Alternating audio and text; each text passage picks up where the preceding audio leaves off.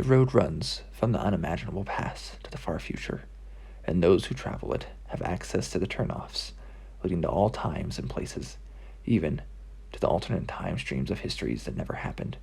Why the dragons of Belquineth made the road, or who they are, no one knows, but the road has always been there for those who know how to find it.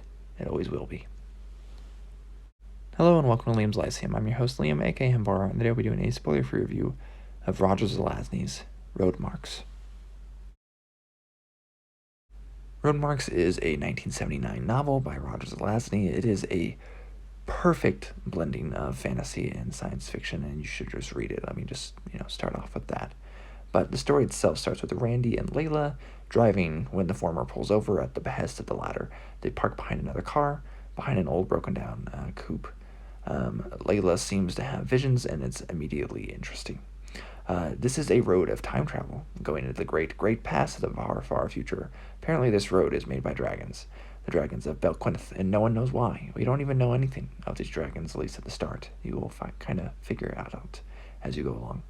Also, this book starts at chapter 2, and then goes to 1, and then back to 2, and then 1, and then 2, and then 1, and then 2, until the end. They are all very short chapters as well. The 1s tell a linear story, and the 2s are random. In fact, apparently Zelazny wrote them before shuffling them into his draft between chapter 1s.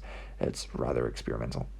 Red Dorkeen travels the multiverse and timescape on the road in an old blue pickup truck.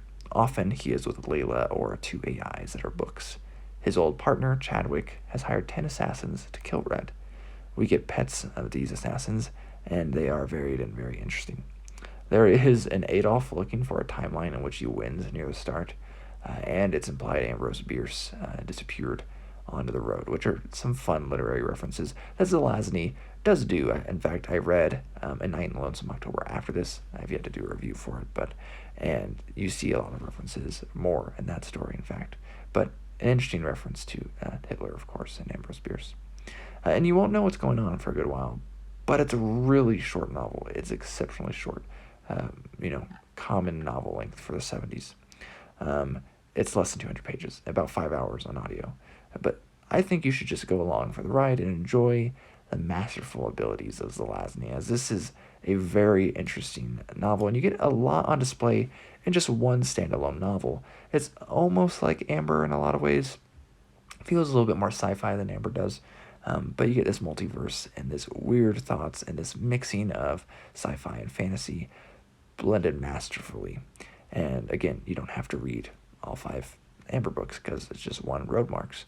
Anyways, I really enjoyed this one. This really made me appreciate Zelazny even more. And, I'm glad I read it. I mostly read it because it had been remarked by my buddy Rinfail several years ago that it was likely one of his favorite novels ever. And I can see why. It's very worthwhile. And again, very short. Might as well give it a go. Anyways, Liam from Liam's Lyceum. I'll catch you next time.